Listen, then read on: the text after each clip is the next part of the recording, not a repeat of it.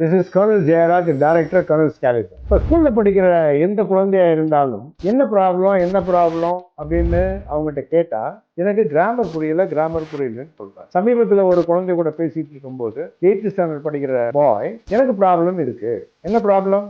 எனக்கு direct indirect speech புரியலன்னா, ஏன் நீ டீச்சர்கிட்ட கேட்கல, சொல்லி கொடுன்னு, டைம் இல்லைன்னு சொல்றாங்க. நீ கேபின்லேயே போய் படிக்கலாமே அப்படின்னா, எனக்கு பயமா இருக்கு, அதுக்கான என்கரேஜ்மெண்ட் எனக்கு கிடைக்குமான்னு எனக்கு சந்தேகமா இருக்குன்னு ஒரு பயப்படுறாரு. இதற்கான காரணங்கள் 2-3 இருக்கலாம். ஒன்று, இதை முறைப்படி சொல்லி கொடுக்கறதுக்கு அந்த பர்டிகுலர் டீச்சருக்கு ஒருவேளை தெரியாம இருக்கலாம். இதில் ஆச்சரியப்படுறதுக்கு ஒன்றும் இல்லை. இல்லை மாணவருக்கு புரியல அப்படின்னா பெற்றோருக்கு சொல்லி கொடுக்கறதுக்கு முடியாம இருக்கலாம். இப்ப இந்த ப்ராப்ளம் தீரணும்னா நம்ம என்ன பண்ணணும்?